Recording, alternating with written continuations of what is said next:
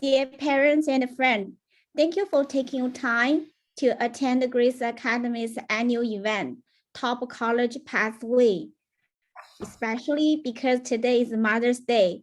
Happy Mother's Day to every mother and grandmother who is joining us through Zoom tonight.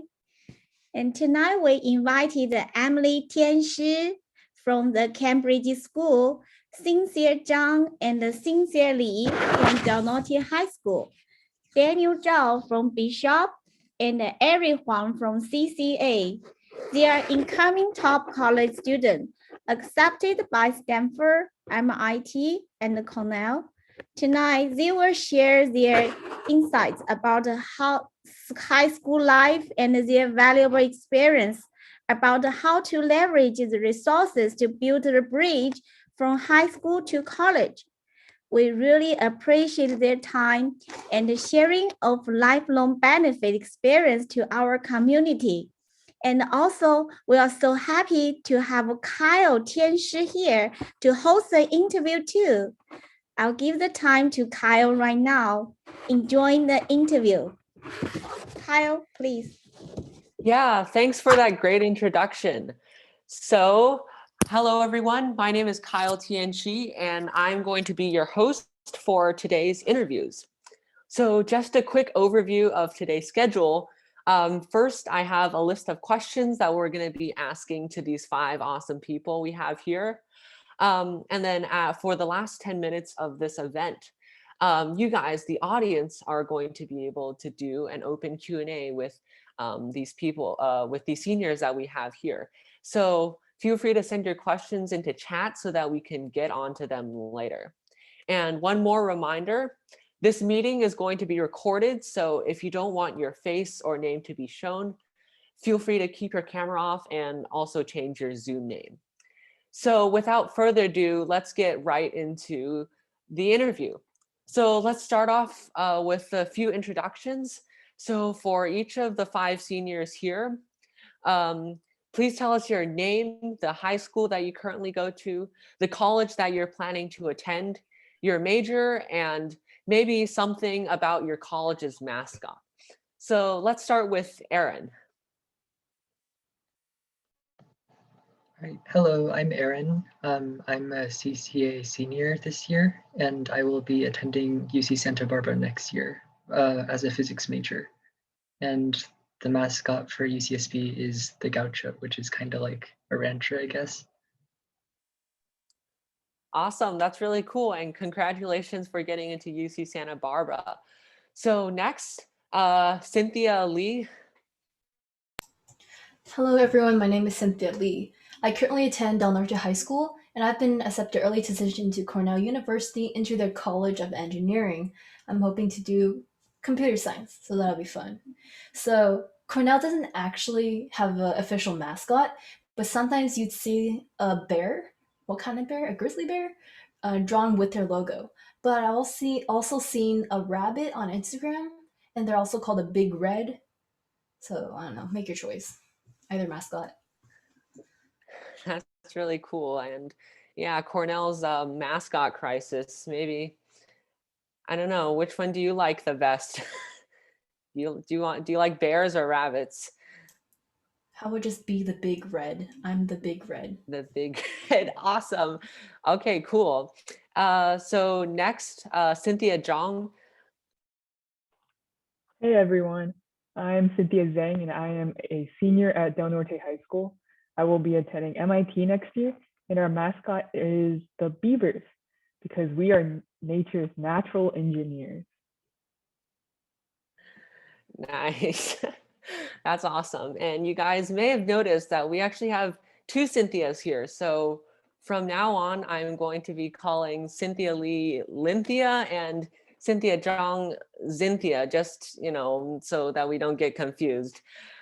So next up, Daniel Zhao. Hi, I'm Daniel Zhao. I'm a senior at the Bishop School, and I'm attending Rice University in Houston next year. And I'm going to be studying either economics or business. And so the mascot is an owl, and it I was actually an integral part of the Rice community, as many things are named after it and are hosted in its name. So yeah. That's really cool, and congratulations on getting into Rice. So finally, we have Emily Tianchi. Hi, everyone. My name is Emily. Thank you so much for coming today. I'm currently a senior at the Cambridge School, and I'm really excited to be attending Stanford University in the fall. I'm currently undeclared, but I am thinking of majoring in symbolic systems, which is kind of a combination of computer science, AI, linguistics, and philosophy. And I'd love to minor in public policy or economics. Our motto, well, we don't really have an official mascot either. We got the trees, Go Trees, we're kind of called the tree farm. And we also have cardinals, not the bird, it's the shade of red, so cardinals. In any case, go trees and go Cardinals. Nice, thank you. Yeah, go Cardinals in chat.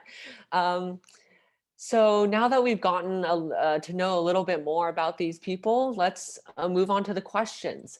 So the first set of questions that we're going to be talking about is schoolwork and extracurriculars.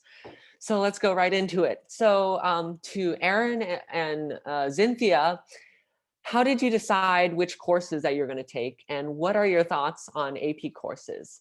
And it would be great if you could give like about a 2-minute answer for this question. All right, I'll start this section. So when trying to choose courses, I first of all considered like the graduation requirements for my school, as well as what subjects I'm interested in. And I also prioritized well-being in my schedule as well. So if you're not aware, Canyon Crest Academy has a 4x4 schedule, which means we have 2 semesters and we have 4 separate classes in each semester that we take every day. So it's not like a kind of block schedule you'd normally experience in middle school and high school. So with this schedule, I'd always make sure I have at least like one elective course every semester. So I have a class that has like less homework and is like less stressful that I can take. But I also made sure that I would also fulfill whatever requirements there were. And if there were advanced classes, I would try to take those so I could further challenge myself. And as for AP classes, I believe that AP classes are pretty cool in that they really help you get like a deeper sense of whatever class that you have. And they also really help you assess like how much genuine interest you have in whatever subjects you have. And it's the same with like all the other classes. So I'd personally say don't take too many AP courses. My rule of thumb was taking up to 4 AP classes every year, but not any more than that. Again, with like our quarter schedule, that's roughly like 2 APs every semester, just so that you don't like overwhelm yourself with homework or whatever. So if you're going to be going to CCA, don't take more than 4.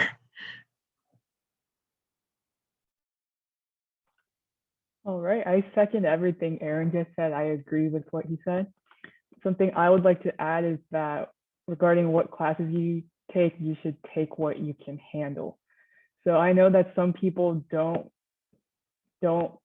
want to overload themselves with schoolwork and instead would like to focus on some outside work. So I have some friends that definitely took research positions and they took less AP classes, but they're totally fine now. So you don't have to overload yourself on AP classes. Something I would like to note about school classes is that a big part of what you learn is how you learn, not just what you learn. So for example, one of my favorite classes in high school was AP English language. So that was mostly a writing class. And I am not going to be an English major. I'm probably not going to do anything humanities related. But I really loved that class because that class taught me how to write and how to analyze works. So regarding which AP classes you take, I think you should definitely focus on what skills you can learn. Okay, thank you. That was really great advice. And something that I forgot to mention is that Erin and Cynthia both come from very competitive public high schools, CCA and Del Norte. So it's really great advice to be able to relax a bit and try not to stress yourself out over too many AP classes. So let's move on to the next question. And this is for Erin, Cynthia and Cynthia and Emily. And what academic extracurriculars did you participate in during your high school years? And what competitions did you participate in? And 2-minute answers would be great. Okay, so I'll start again because my name comes first. So I've mainly participated in 2 types of extracurriculars, one of which were like competitive extracurriculars, one of which is physics competitions and the other being science fair related stuff. And on top of that, I'd also actively participate in my church's prayer ministry, which I lead now. But with the first 2, let me reread the question. So I was really lucky that my school has like a type of, or a class or a set of classes called Quest, where we basically get to learn about scientific research. And that's what got me into the science fair stuff. So through that program, I was able to find an interest in scientific research, which I'm hoping to continue pursuing in high school or college, sorry. And it basically taught me like different skills and introduced me to the professor that I worked with in 10th and 11th grade for my science fair project. As for physics competitions, those were self-studied, and yeah, I won't go too much into that. All right, I'm next. So in terms of academic interest, I'd say science has always made more sense to me in the humanities. And I've been doing sciences since like middle school, so I knew what I'm going to be focusing in. And so in school, I think the main driving force for me, like the core of my existence in high school, was Cyber Patriot Club. It's like cybersecurity, you defend systems, networks, and it's like a nationwide competition. And we had a huge club covering 3 schools. It was really good. I started in 8th grade. I went to nationals. So I was like, okay, I'm pretty good. So I kept going, and now this is my 5th year. So I guess that's just the driving force for me. Like I studied hard for it. Probably in 9th grade alone, like I spent more time on that than like school. But and then I studied really hard. I had a lot of friends with me, so it was very nice. And then that made me know that I wanted to do computer science, and it gave me like I was captain last year, and this year I'm president. So definitely core of my existence in high school. Yeah, so funny thing, I am on the same team as Cynthia Lee's Cyber Patriot team. So I also participated in Cyber Patriot. And I would say that Cyber Patriot really helped me realize that cybersecurity is such an important issue. And so in college, I plan on studying computer science to focus on cybersecurity issues. And besides that, in high school, I also participated in a whole ton of math competitions. So this started in middle school, and I continued it into high school. So some of the competitions I would participate in include the AMC, which I believe a lot of parents know about. And then there's also some regional competitions such as ARML, which I got invited to participate in with the San Diego Math Circle. And besides that, there's also some smaller competitions that my school math team participates in, such as the Camel, and then we used to do the Mandelbrot. So yeah, my main activities are math competitions and cybersecurity competitions. Yeah, for me, I had probably 3 main academic extracurriculars. I did scientific research, robotics, and debate. Research, I started my project in the 8th grade. I investigated the Torrey pine tree needle and how it harvests atmospheric moisture. I really, really enjoy doing research and kind of finding my own path and creating my own experiments and plans and emailing people to try to, I guess, figure out this mysterious tree. So I've been working on this project since the 8th grade, and I'm still going at it. I competed in the regional fair, San Diego Science Fair, and the California Science Fair. And I also went to the International Science and Engineering Fair, ISEF, when I was a 10th grader. I also competed in the Junior Science and Humanities Symposium, which is an awesome research symposium just a really professional way to present your project. And I did the national competition in 10th and 11th grade. I also did the Davidson Fellow Scholarship as well as the Stockholm Junior Water Prize, since my project was related to water conservation. So research was really amazing, and I definitely want to keep on doing it in college as well. I also did first robotics since the 6th grade. I did first Lego League in 6th grade and 7th grade, and in 8th grade, I went to first Tech Challenge. First robotics is just a very inviting community, and it emphasizes a whole range of skill sets. So robotics was something that I really enjoyed as well. And as for debate, I did public forum debate from the 9th grade because that was the only form of debate that my school offered. But I care a lot about politics and social justice issues, and debate really gave me a great platform to learn about those and discuss them. So now every day when I read the news in the morning, I feel like I'm able to understand what's going on in the world and form an opinion based on what I've learned through debate. So those were my 3 main academic extracurriculars. Awesome. Thanks for answering that question. And it's great to see so much variety among all the people here. We got Emily looking at pine needles, both Cynthia's doing Cyber Patriots and Erin also doing Science Fair. It's really cool to see all the things that you guys are doing. So let's move on to the next question. And this is directed towards Cynthia, Daniel, and Emily. So other than academic extracurriculars, did you participate in any art, music, and sports? And 2-minute answers would be great. So my main non-academic extracurriculars include dance and piano. So piano has just been a part of my life for forever. And so I've always played piano. It's just been a constant in my life. So I did not stop that in high school. I also have been dancing for a really long time. And dance has really played a huge part in my life. Besides just having the chance to sweat every single week, it's also a really great team exercise because we do a lot of team competitions, and just the feeling of working with everyone and having to know each other so that we can be in sync.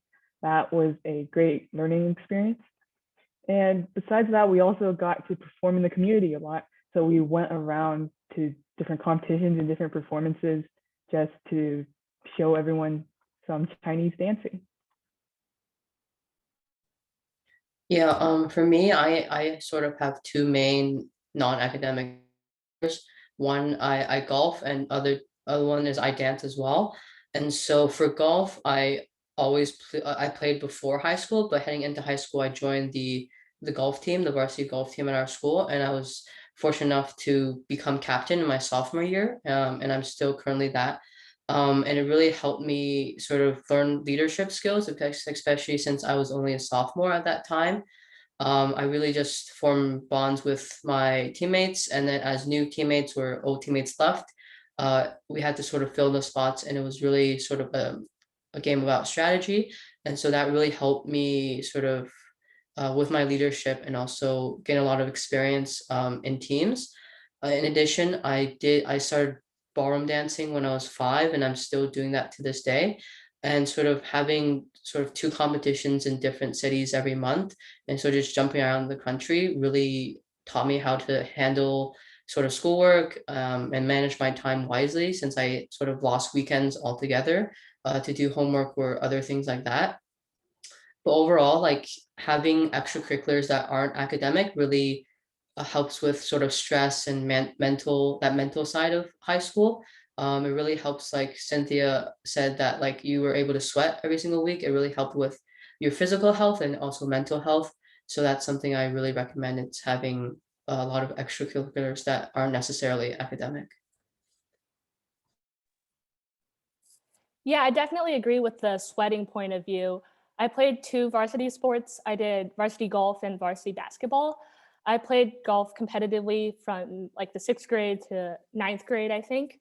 And my school is really small. I was the only high schooler who played golf. So they had to figure out a situation where I could play with Mira Mesa's golf team. So I did varsity golf in 10th grade and 11th grade, and that was really fun.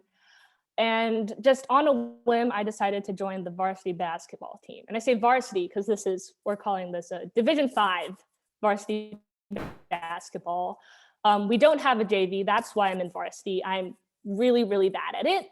But I wanted to get in my cardio every week, and all of my friends were on the team, and my coach was my English teacher, and he was wonderful. So I was like, might as well do this. So I did varsity basketball in 10th grade and 11th grade, wrote a ton of essays about my experience because I am most definitely a bench warmer. I've scored, I think, 2 points in my last 2 years, which is just one layup, not even 2 goals, it's just one layup. But I had so much fun and learned quite a bit. I also did piano. Like Cynthia, it was a big part of my life growing up. And I am a huge fan of Rachmaninoff, and I just find a lot of joy playing the piano. So I played at Carnegie Hall in the 9th grade, and then afterwards I stopped playing piano competitively and just for kicks and giggles. Yeah, thank you for those answers, guys. Those were really helpful.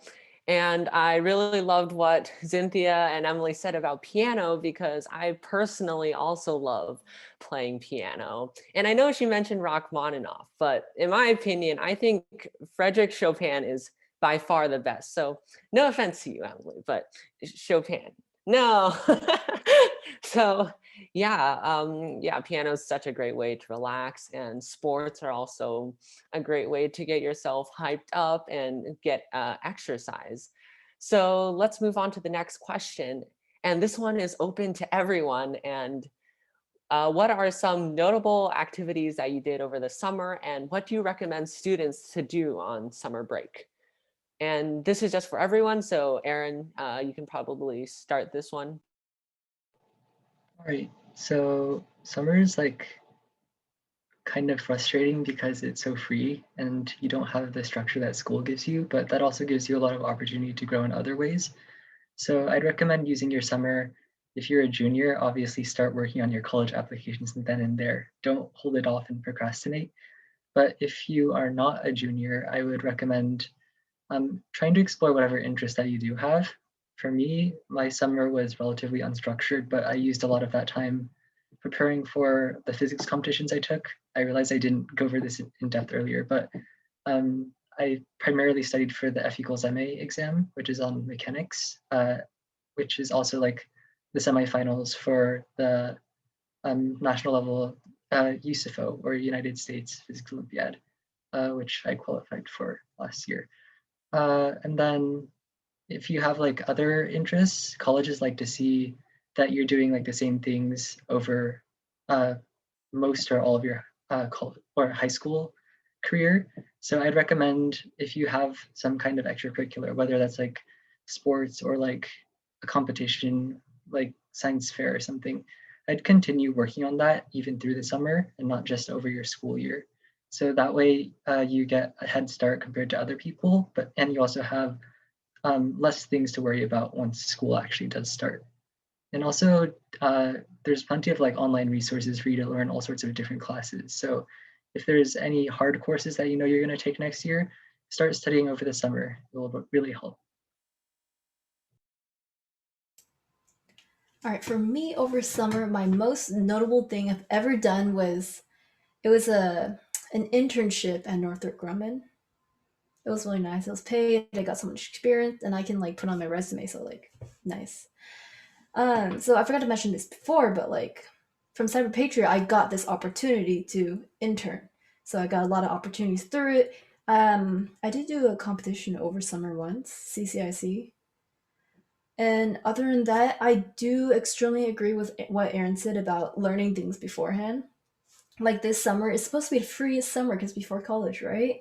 But I'm planning on spending it like studying Python, data structures, and all the things I need to not die in Cornell, because it's also called Cornell, apparently. Yeah, so if anything you are nervous about, feel free to start. I think the thing I'm using is Coursera. There's a lot of online resources. Google it. Yeah, so since I also participated in Cyber Patriot, I also got the opportunity to have an internship.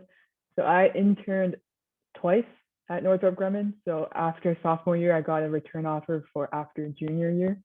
And so both of those opportunities were very great because I actually got to experience some of the office life And I think it's not really even the skills that you learn, the technical skills that you learn, but it's more so the soft skills you learn. So like how you can communicate with your managers, how to write a professional email, how to present in a meeting, things like that. And besides that, like Cynthia Lee mentioned, I also participated in CCIC. And then after my freshman sophomore, I actually had a cool cyber boot camp that I also participated in with Cynthia Lee. So that was really fun because we got to learn a whole ton of really cool cyber skills. And that's just related to my interest. So I think that was really helpful. Yeah, for me, I follow sort of the same logic. Like I definitely continue to pursue interests and passions. Like I would attend numerous summer programs in economics or business that I really were interested in. It's also a time for you to put yourself out there and learn new skills because you never know what you might find interest in. Just trying to sort of dabbling in various different activities or stuff like that. I'm also a big fan of travel. And I think that to better understand everyone's perspective, you have to see it with your own eyes. And so I try to travel as much as possible and just really see the world. And only that way can you sort of understand what other people are living through and try to sort of improve their lives if need be. So yeah. I tried to explore a variety of different things as well.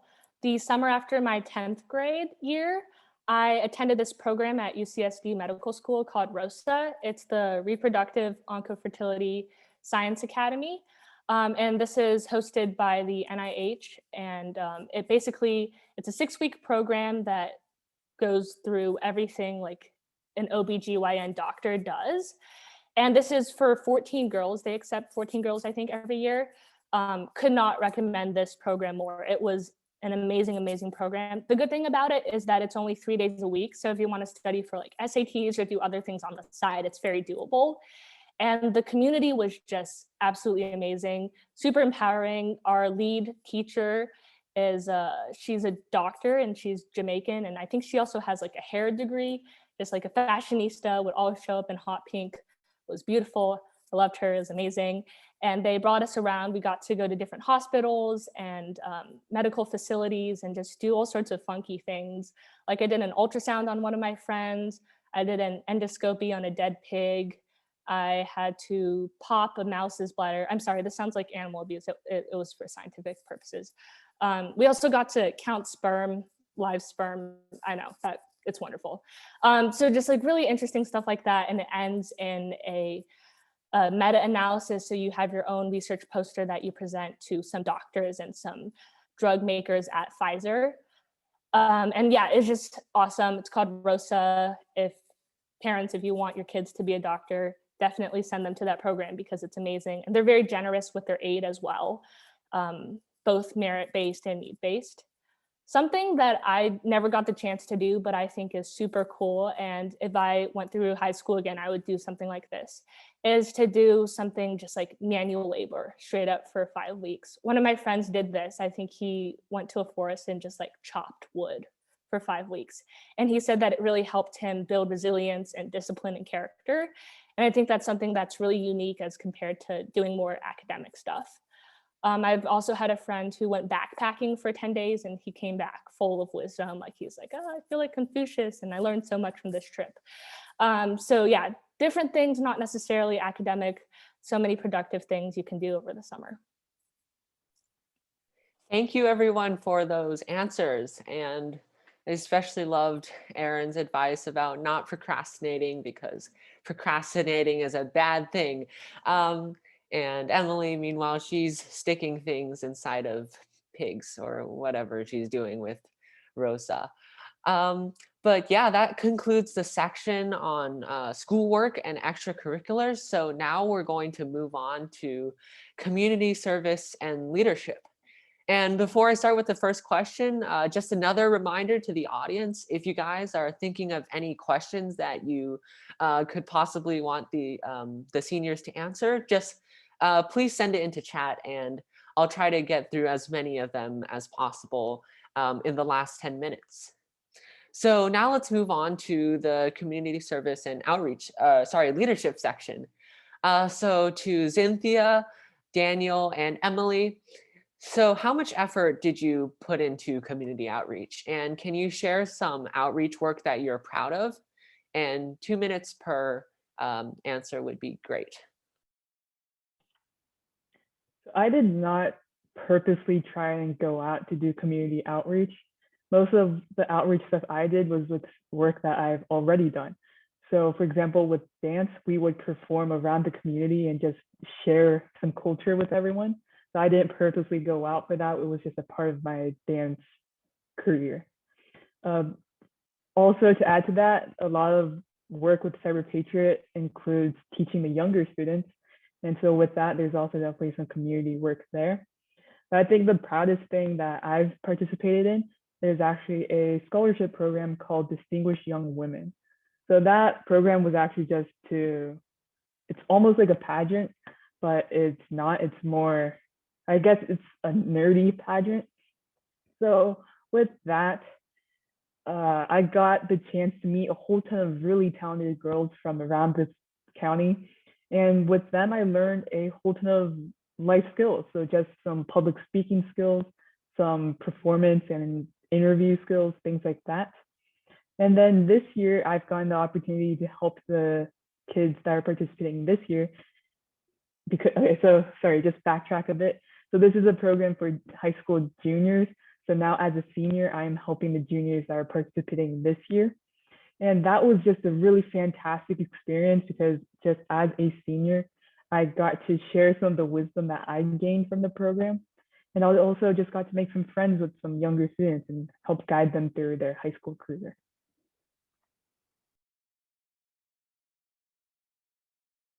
Yeah, for me, I had two main outreach, sort of community outreach activities that I participated in. Since like middle school, I've always like sort of fundraised money for the Make-A-Wish Foundation. It's basically like it's a sort of worldwide nonprofit that grants wishes to children with life-threatening or lifelong conditions or diseases.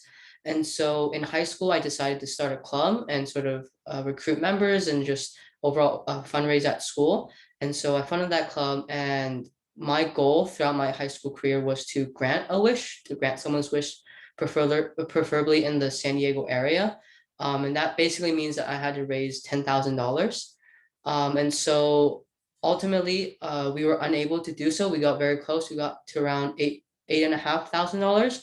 But due to COVID, our fundraising efforts were sort of slashed, and it became more of a sort of marketing and just like letting people know about this foundation and what it was trying to pursue and its goals, rather than actually fundraising, because it was hard to host events and stuff like that. The other one for me was that I founded a nonprofit web store after I visited a rural village in Hunan, China. And this was in the December of 2019, basically winter break. And so while I was there, I met with a tea farmer. And after some sort of negotiations and talks, I sort of bought some of the tea that he grew in the village and shipped it over to the US. And after I got it here, I sold it online to friends, families, or basically whoever wanted to sort of try the tea. And then I donated all of the proceeds back to the village so that they could improve infrastructure or sort of improve nutrition. I intended on continuing this process, but due to sort of US and China trade tensions, it was hard to get the tea over. So it's also become more of a marketing and overall outreach program, but I intend on continuing both of these programs in college. So yeah. I did a lot of outreach in middle school as related to robotics, and I continued that into high school, whether that be hosting a summer camp annually or different outreach events, teaching younger students how to code or build robots. And recently in COVID times, manufacturing large amounts of 3D printed face shields and donating them to hospitals all around the nation. One of my favorite I guess, community outreach things, though, was Clearwater Innovation. That's an organization that I founded with Kyle.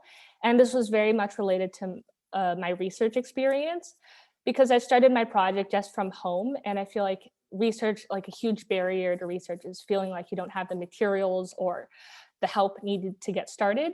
So Clearwater Innovation basically, well, first of all, we raise awareness for the global water crisis, and we also encourage students to conduct environmental research from home labs. With Clearwater, we've also been able to present at a lot of different events hosted by the Water Environmental Federation and the California Water Environmental Association. Kyle and I were presenting in Cupertino's Earth Day event this year. And something that I'm very proud of is that National Geographic somehow found me on the internet, and they wanted to feature me in one of their documentaries that they're going to release for World Water Day. So they flew a film team over here in January, and they recorded me doing my experiments, and they flew a drone over Torrey Pines State Natural Reserve, and that came out on World Water Day. So if you want to watch it, search Join the Millions, and you will see my project in there. And yeah, that was just a really awesome experience. Thank you for those responses. And yeah, I really recommend going and checking out Emily's documentary. There's this really cool epic hero superhero shot where it's like the sun's coming in from the side and she's like backlit and she looks really awesome holding her device. So yeah, check that out. And yeah, a bunch of great community service things that you guys have been doing, whether it's shipping tea leaves or doing all these other things. So that's really cool. And so now let's move on to the next question. And it's how important is taking leadership responsibilities in high school? And could you share some rules that you're proud of? And this is for Cynthia, Daniel, and Emily. And 1 minute per question, per answer would be good.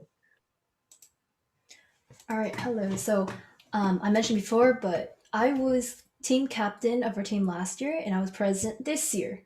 I'm probably most proudest of being team captain because I felt like I actually did something, and I felt like I was responsible for getting my team to national finals. Well, this year's pandemic and nothing really happened, so that wasn't as fun. So I think you don't have to have a leadership position to get to a good college. It's like great for looking good in your resume. It's great for your experience because experience was definitely a good part of it. When I was captain, I feel like I grew a lot in terms of how to get along with my team, how to the best way to get people to do more. Because you got to understand that for me, for Cyber Patriot, while Cyber Patriot may be the core of my life, it's not the core of someone else's. So you definitely got to make sure you don't expect too much or too little. You got to know how to best do it. And if you have the chance to get a leadership position, I would actually encourage you to do it. But if you don't get it, don't cry or don't be upset. There's going to be plenty of opportunities. And remember, you can always start your own club and be the president of your own club. Yeah, so leadership, in my opinion, I believe it's extremely important, not just to get in a good college or sort of whatever your goal is, but just in life in general. It's a very useful tool to have in the future, whether that be college or your career in the future.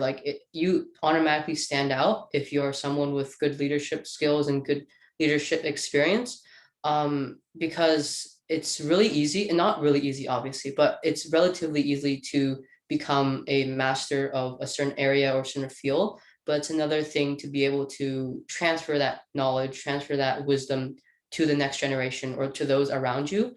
And that's why I personally really appreciate teachers, because they have an extremely important job of sort of transferring that data and that knowledge to you. And so I try my very best to engage myself in as many leadership positions as possible. And they don't have to be very big ones. But for me, I remember one time for one of my clubs, the Make-A-Wish club that I was talking about earlier, I decided to host a sort of charity golf tournament. And I had to sort of book the golf course. I had to invite contestants. I had to book a restaurant afterwards for a dinner and a raffle. And overall, like the entire experience gives you a lot of self-confidence, especially if you are able to pull it off in the end. And that self-confidence will stay with you for the rest of your life and as you move into other activities and other opportunities. So yeah, that's my advice. One of my biggest leadership roles this year is I'm the president of the Greater San Diego Science and Engineering Fair Student Leadership Board. Erin's actually my awesome secretary, so shout out to Erin. This organization is wonderful. It's around 30 to 40 members, so it's pretty large. And it's a very rewarding experience because we get to help organize the science fair, especially this year since it was virtual. There's a lot of added drama. And it also is great because you can reach out to people in the San Diego community who don't have as much access to like scientific resources and labs and whatnot, and mentor them throughout this experience. I would definitely echo what Cynthia and Daniel have said. Being a leader is such a great opportunity for self-growth. And I've learned so much from the experience. And I think as a leader, the way that he really reflects how the rest of the team is. So if you're happy and optimistic, everybody else is motivated to do work. And if you're doubting yourself, then everybody else isn't as encouraged. So it was just a great time to, challenge myself and try my best to be a role model for these younger students. And I think what I learned from this experience actually is that a good leader isn't someone who does all of the work. A good leader is someone who delegates the work and tries to get as many members as possible involved and does, I guess, not too much grunt work themselves by involving the rest of the team. So I would definitely encourage everyone to get involved in some type of leadership and you'll learn so much from it. Okay, thank you. Thank you for those answers. We're going to skip the next question and move on to high school life and college applications. So first, this is directed towards Erin and Daniel. And the question is, how did you decide which colleges to apply to? Because for Erin, I heard that you're focusing on applying for the UCs. So what got you looking only towards the UCs and not other colleges? Okay, yeah. So you may have noticed that I'm like the only one going to the UCs and everyone else is going to like arguably more famous school than I did, or I'm going to. But my argument for the UCs is that, first of all, they're relatively local and they're much cheaper than like private institutions would be. And they also still offer like world-class, like very high quality education in what they do and provide a lot of resources as well. So in particular, I'll talk about my school. So I applied for physics for all of my colleges, and I primarily focused on applying to the UCs, as Kyle just said. But what drew me to UCSB in particular is the fact that, first of all, they're not too far away from home, and they're also, their campus is a pretty relaxing place along the beach and whatnot. But on top of that, their physics program is incredibly good. And because UCSB pretty much only focuses on undergraduates, more resources are allocated for students like me who are like undergraduates interested in doing their own research. And then on top of that, there's also a College of Creative Studies in the school, which basically functions as like a small liberal arts college inside the bigger UC institution. So you get that really nice mixture of both the resources that you'd get in the UC system, as well as the attention you'd get with like smaller classes in a UC, or like in liberal arts kind of smaller school. And that program also really emphasizes your personal research projects. So since I kind of know like what I want to do, and since I know that I want to do scientific research, I was really drawn to that program. And that's one of my main reasons for applying to UC Santa Barbara. Yeah, I definitely agree with Erin about how the UCs are a great decision. They cheap because you have in-state tuition, and also they're like sort of basically a world-class institution. But for me, I think that like there's obviously thousands of great colleges or universities out there, but at the end of the day, it's just research. You have to know exactly what colleges are offering and what you can sort of offer to them. You might hear others talking about, oh, I really love this college and this is my dream school. It doesn't mean that it can be your dream school. It could be, but at the end of the day, it's really about what you want to pursue and what your passions are, and if they are on the same sort of route or path that that college or institution is also sort of trying to follow. Also, you have to check out their overall atmosphere, and most importantly, sort of ask for firsthand experiences, whether that's from alumni, current students, or even the faculty. It will give you a much better perspective than if you were just to read the website, or their college website. So yeah, I think it's really important to understand all of the colleges. Thank you for those responses. That was very helpful. So let's go to the next question. And this one is for Cynthia, and Emily. So college applications are a very big task. So what tips do you suggest for upcoming senior students about time management and writing your essays? So there's one tip that everyone's heard, which is start early, and I will emphasize it again. Start in the summer, start early. And even people who are not in their junior year, if you're like, I don't know, 10th, 9th grade, you can still look up questions online and you can ponder it, be like, what could I answer? That was a tip I actually got when I was in 10th grade, and that was pretty useful, I'd say. Another thing, not exactly college applications, but some scholarships are actually require you to be a year early. Like I saw one, a few actually. They were like for juniors. It was really big, and I kind of regret missing it. Another thing is I actually did my UC applications first over summer, even though they're due later on. But I did them first because they have 8 prompts and first 4 personal questions, and I can think about all of these different prompts. I can do the 4 insight questions.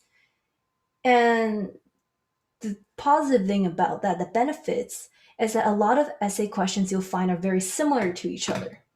So with these 4 insight questions and a bunch of other brainstorms I had for others that I did not answer, I had plenty of materials to like pass around.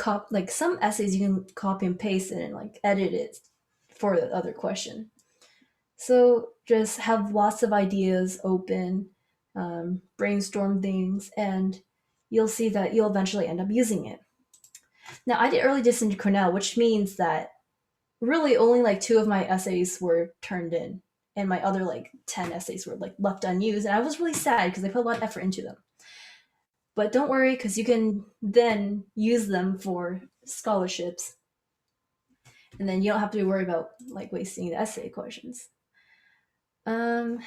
Yes, that's my advice.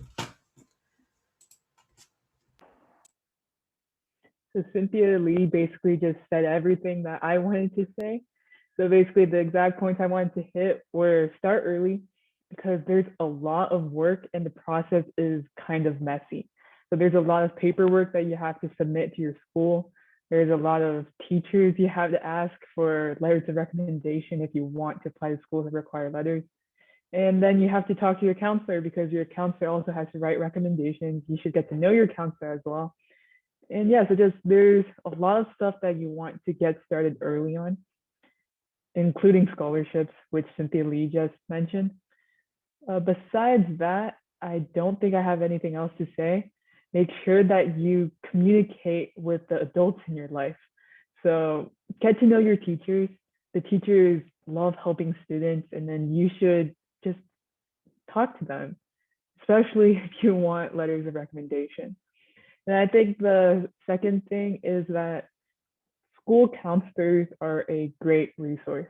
So I regret not talking to my school counselor more, because she's such a fantastic lady, and she always offered me help whenever I talked to her. So just don't look. I think the first place you should look for resources for help is your school.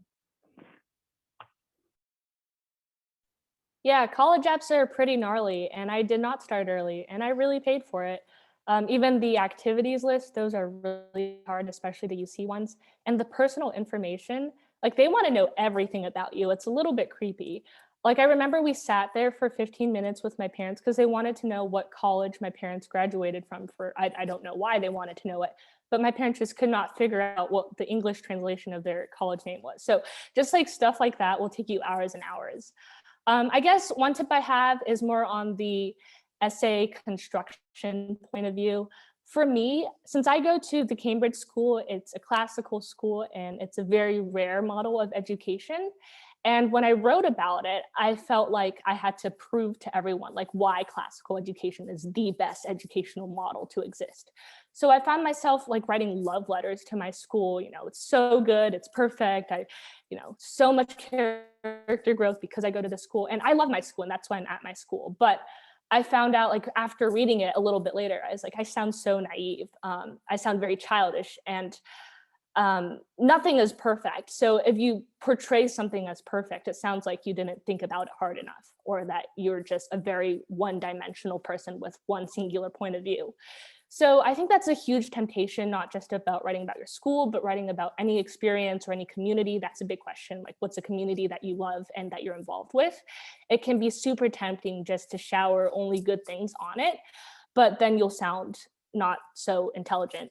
So I would really try to provoke yourself with questions like, how can I improve this community? Or what have I done to change it for the better? Or where is there still left to go in terms of inclusion or equity or anything like that? And writing essays like that, I think, are great, first of all, for self-reflection and also just a more well-rounded approach to just talking about different situations you're in. Yeah, that's all really great advice. So thank you for those responses. And it looks like we got a little bit of a trend with the two Cynthias and where they're all saying the same things. What if they're the same person? You never know. So now we're going to move on to the Q&A with the audience. And it looks like we already got a bunch of really great questions. So I'm just going to try to go through a few of them and we'll see what the seniors' responses are to them. So from Jason, we have, do any of you play video games and how do you manage your time? So Cynthia immediately raised their hand. So I do differ than Cynthia in this way, which is I play video games and I play League of Legends, which takes up so much time. And I'll tell you that video games can be fun. You will really like it. But here's the problem. I started in 9th grade and I got really addicted for 9th and 10th grade and took up so much of the time. So that's one of the things I would have changed about my high school year, is I probably would have played less video games. It's definitely detrimental when it takes so much of your time. Like each game in League is like 40 minutes and you'd always be like, oh, I lost this game, let's do another game. I still play right now, but in moderation. So I'd say video games, okay, but make sure you play in moderation. Make sure you do your homework first before you play. And right now I play mostly to socialize with friends because, the pandemic, you're lonely. And playing games, you get to like be with people. So I say, don't get addicted, but games, okay.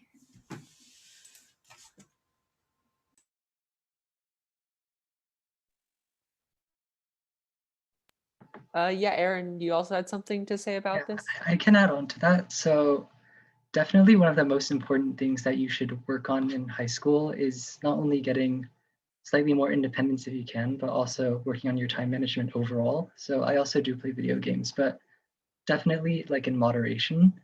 I personally have pretty good self-control overall, and my parents don't really care too much what I do, but what I like doing is first setting like a kind of schedule of what kinds of assignments I need to get done by the end of the day. And then if I finish a task, I reward myself with like 5, 10, 15 minutes of video games or like reading or something else that's like more leisurely. So you definitely do want to like mix in time to take breaks. It's unrealistic to do like homework for like 5 hours straight or whatever, or like studying for longer than that. So definitely do leave time for you to explore whatever interests you have or to like play games or whatever. But if you do have problems with accountability, either try working in like a common space in your house, like maybe in your living room or something, so other people in your family can see what you're doing. Or if it's something I found somewhat helpful in the past few years was kind of just like joining voice calls with my friends. And then like every 15, 20 minutes or so, we'll just like ask each other, how much have you accomplished and what are you working on? Just so we make sure that we are doing what we have in mind to do.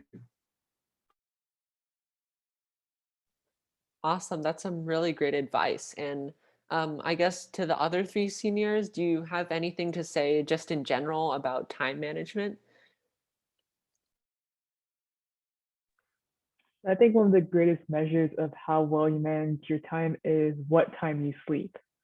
So if you repeatedly sleep at like 2, 3, 4 a.m., you need to fix your time management. So either do all your homework first and then play the video games, or maybe you need to take some stuff off your plate.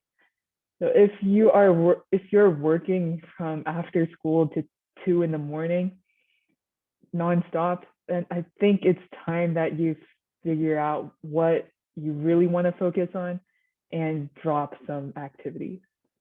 So make sure to prioritize your sleep because sleep is very important.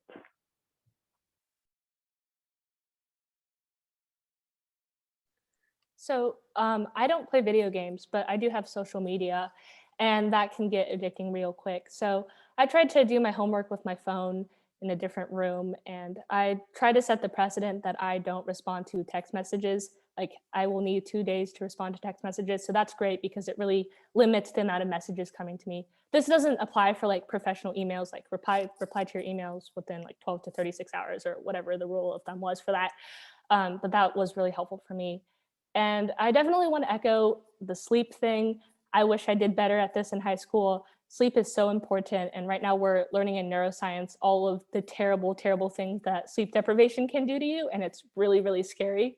Like the fact that most of us are coming away from high school with permanent brain damage is something that we really should stop and consider.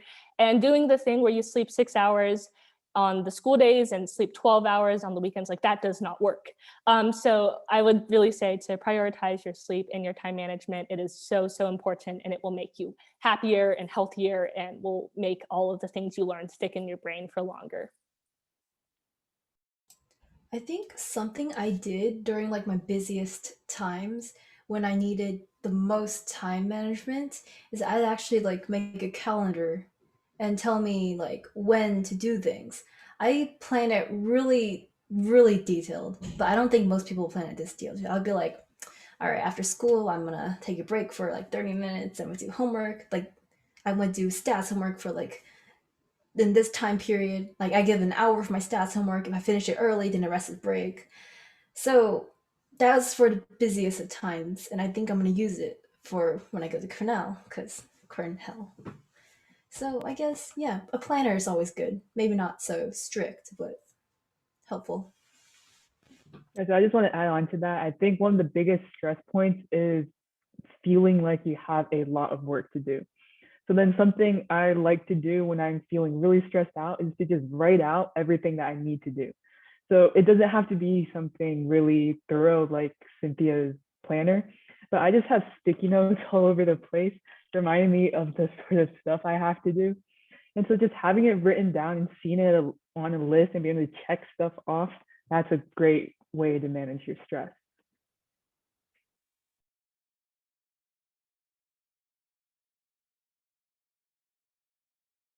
All right, so it looks like we've answered that question very thoroughly. So unfortunately, it's almost 8:30. So it looks like we're going to have to end the interview here. So thank you so much to these 5 amazing people for giving us an hour in their busy days to come and talk to us about this. So I'm going to pass it off to Cece for some closing words. Thank you, Kyle. Thank you for all the guest speakers. You're so awesome. Thank you for sharing and answer the questions for our community. And sorry, the parents, for the maximum capacity of the meeting. And if you cannot log in, we will post the recording link on our website. You can view it at a later time. Thank you for joining us tonight. Thank you. Okay, bye.